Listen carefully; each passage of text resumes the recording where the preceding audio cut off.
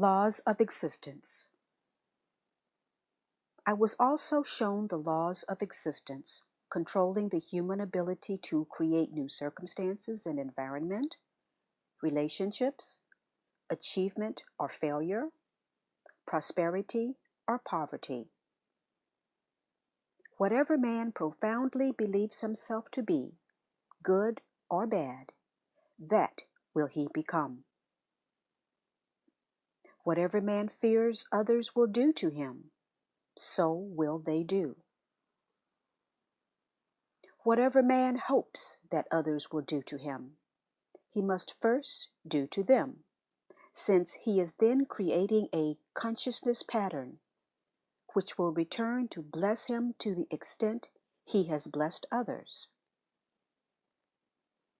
Whatever disease man dreads, so will he become prey to it, for he will have created a consciousness pattern of the very thing he least wants to experience. Whatever is sent forth from man's mind and heart returns to him in due course in some form or another. But remember that like always breeds like. Strongly held emotional thoughts are consciousness seeds planted within a man's own orbit of consciousness. These will grow, bearing a like harvest for his reaping. These are the fruits of free will. There is no way that man may escape what he thinks, says, or does, for he is born of the divine creative consciousness power and is likewise creative in his imagining. Those who long for good for themselves must first give it to others. Let their very existence be a blessing to others. When such people are in harmony with all others, they are then perfectly attuned to the universal creative consciousness power, and they are brought into the flow of the Father nature, which is growth, protection, nourishment, physical, mental, spiritual, healing, fulfillment of need within a system of law and order. How can I describe for you my inner glow, my transcendent brightness and brilliance of joy and powerful feelings of love, which possessed and inflated my entire being with their intensity, until I cried out with the pressure within my mind and heart? It was so powerful, it seemed it would entirely dissolve my bodily form. As I received all this supreme, sublime understanding of the reality, our source of being, and the true nature of creation itself, and of mankind, I was uplifted in spirit, and my body became light as air. At that time, when I was thus elevated within the divine creative power itself, I was indeed almost a divine person myself, experiencing a high degree of the nature of the Father creative power within me, and feeling its own drive and caring concern for all humanity. Therefore, I could later say with truth, only I know and have seen the Father. In that moment, how I yearned to teach, heal, comfort, uplift, feed, take away people's pain and misery. I longed to release them from their fear of a mythical, avenging God. When I returned to tell them the truth, how I would emphasize the reality of the Father creative power, perfect love, supplying their every need. All they had to do was ask, seek, knock, and all their needs, of whatever kind, would be bestowed upon them. How joyously I would tell them the good news that redemption from suffering lay within their grasp, if they only took the necessary steps to cleanse their minds and hearts of the twin impulses of manifested being. This should be simple enough, I thought. One only needed understanding and self-control. I have descended towards your vibrations to refer back to my actual state of mind during the time I was in the desert. It will help your own understanding immeasurably if you try to enter my state of consciousness at that time. So many things, such as my works of healing and walking on water, will become clear to you. They will be seen to be a natural consequence of my new understanding of the Father creative power. If you read the Gospels of Matthew and Mark, their records will have new meaning for you. To return to my final hours of enlightenment, there I was in the desert, possessing the clear understanding that man himself, through no fault of his own, creates the barrier to attunement to the Father creative power. And now I was longing to hurry back and teach, heal, comfort, dry the tears of those I so greatly pitied. Yet I was reluctant to leave this hallowed place where I had been so illumined and transformed in spirit. On the other hand, what a wonderful future lay ahead of me. I would walk through all the cities, towns, villages, and tell everyone I met the good news, the kingdom of heaven, that place where all sickness disappeared and every need was supplied, was within them, because I knew that the Father and I were one. Now that my mind had been cleansed of the old thoughts and ideas, I would direct healing at their illness and disease. I would teach them how to relieve their poverty. When the Father consciousness within me began to dim, and I gradually returned to human consciousness, I became aware of knowing hunger and also a return of my human conditioning and thought. My reactions to my 6 weeks experience began to change. My usual human awareness of me and my desires took over my thoughts. Why, the most amazing and completely unexpected thing has happened to me, I exulted. I have been given knowledge beyond any yet given to any other man. I was jubilant with the realization that, at last, my doubt and rebelliousness against the avenging God of the traditional Orthodox Jews was vindicated. I had been right after all. Who had ever suspected the human mind could be so highly creative that a strongly held thought or desire would actually manifest itself in the visible realm? I realized that Moses must have known something of this, because he had accomplished some strange things when the Israelites were in dire need. He became a leader and changed the course of the Israelites previously enslaved in Egypt. I could return now and free my people from the rigid control of their own teachers. My hunger pains now became intense. It occurred to me that I could turn stones into bread to satisfy my longing for food, because I remembered that the Father creative power worked through my mind, and therefore everything in the universe would be subject to my command.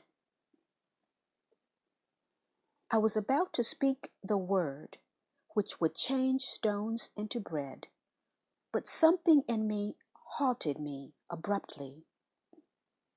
It came to me strongly that the Father creative consciousness was perfect protection, nourishment, fulfillment of need, and so the hunger would be taken care of if I asked the Father for relief. I realized that if the little I, the human me, in my need, used the creative power for selfish reasons, I would be erecting a barrier between the Father creative consciousness and myself, and everything I had just learned might well be taken away from me. This frightened me, and swiftly I asked the Father creative power for new strength to carry me back to habitations and Nazareth again. I also asked for relief of hunger in the form that would be right for me. Immediately, the hunger pang subsided, and I felt a surge of energy flow through my entire body. Thus I proved that all I had seen, heard, and understood was reality, and not some vain imagining born of my time in the desert, fasting and alone. My new energy enabled me to make haste over the rough tracks on my way out of the desert.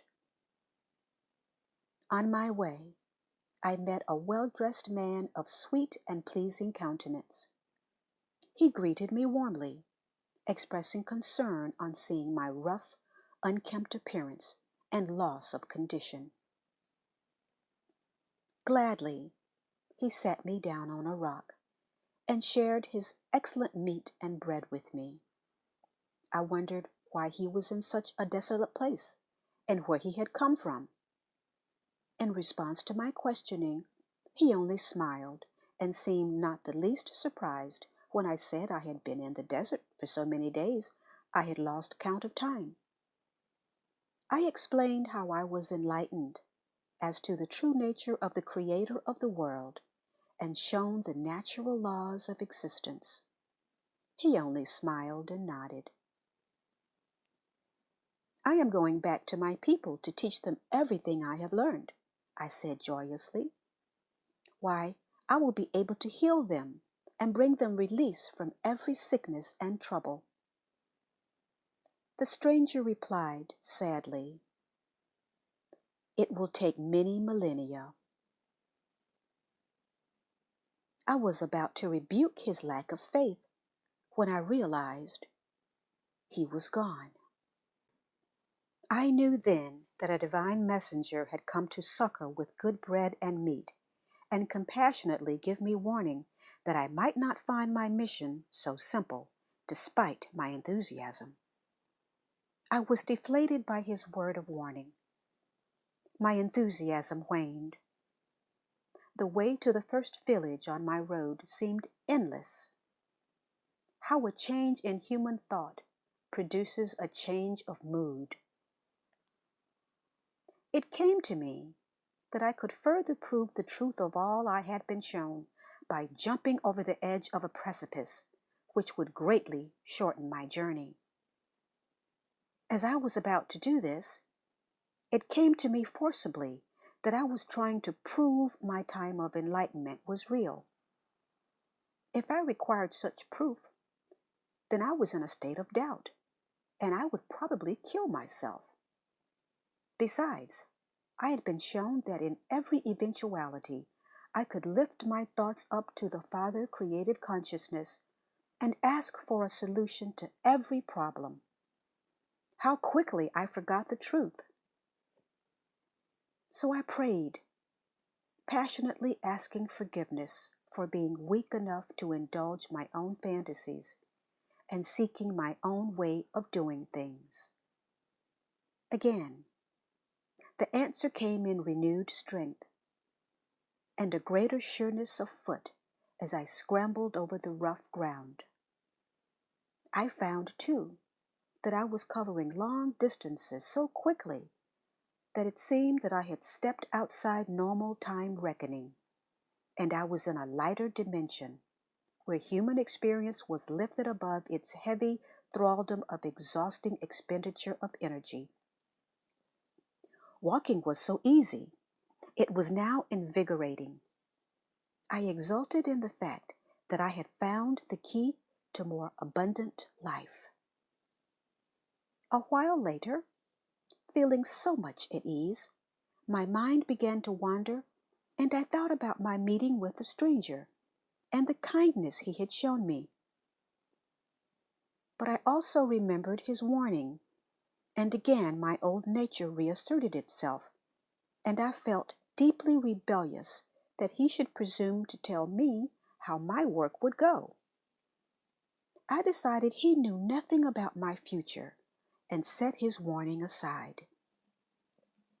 Why, I thought, with my knowledge, I could accomplish things no man has ever done before. Instead of struggling in a difficult life, I could begin to accumulate wealth easily, attract followers wherever I went, and share my knowledge with them to make their lives easier also. I could take away all pain and suffering. As I contemplated the many places I could visit so easily, I felt myself skimming the surface of the ground and rising until I reached the highest peak of a steep mountain overlooking the countryside below. There it was, all laid out before me. I felt my previous enthusiasm return. Why, it would be so simple to round up the people and share all my knowledge with them. I would become powerful, even famous, as the man who rescued mankind from all their sickness and troubles. I would gain their admiration and respect, and would no longer be remembered as an idle, worthless fellow. With a tremendous shock, all I had been taught so recently, but a few hours ago, returned to my mind with great force and clarity. Had I not been taught that the only way I could ever prosper was to abandon my self-will and turn to the Father for assistance in everything I undertook? Then I remembered that creation had its own special purposes to fulfill. The individualizing process had created the pull and push, the give and take in human behavior. Although these human characteristics caused people great anguish in their lives, was it not the anguish which forced them to seek better ways to live in order to find true happiness? I realized that the ills of mankind had their place in the human scheme of existence. Was it right for me to bring privileged information to people in order to nullify the effects of the individualizing process? I realized I had been thinking from the central point of my individuality, the ego, and it was the ego drive which built barriers between mankind and Father creative consciousness. Therefore, my central point of human desiring would have to be conquered if I was to live in perfect harmony with my Father, as was my sincere intention. And so I continued on my way, pondering what might lie ahead and how I might best overcome the impulses governing my humanhood in order to remain in the flow of Father consciousness, from which I would draw inspiration, guidance, answers to problems, my daily nourishment, daily health, daily protection. In fact, I realized that whilst I remained within this daily flow of Father consciousness, no harm could ever come near me, and my every need would be met. And more importantly, the Father consciousness working through me would do whatever was required for people in dire need of healing and comfort. At all times, I must overcome my rebelliousness against the harsh realities of existence and listen to the inner voice and conform to the higher will of the Father. This higher will was perfect love directed entirely at promoting my highest good. It would be extremely foolish, I realized, to continue along the path of self-will, which had dictated my behavior to that time. It was then that I was inspired to speak in parables to the people. Those who were ready to receive the knowledge would understand and make good use of it. But, as it turned out, even my disciples could not rid themselves sufficiently of Jewish doctrine to enable them to understand either the principle of consciousness or the activity of the divine creative power within creation. Until this time, it has remained a mystery to all except the spiritually enlightened. Even the spiritual words of enlightenment cannot be immediately, fully comprehended by the human mind. Therefore, these letters must be read slowly and accompanied by much meditation and prayer to be properly understood. Remember, unless you become as a child, getting rid of a useless clutter of beliefs, prejudices, resentments, ambitions, and ego drive, with a mind filled with wonder and utter faith, you will not be able to absorb these pages as you should. To become a child, you must make an effort to shed all past mental conditioning. If you are mentally, emotionally, physically suffering, it is only because whatever have been your most sincere beliefs, they have not been helpful to you. They have not promoted your well-being.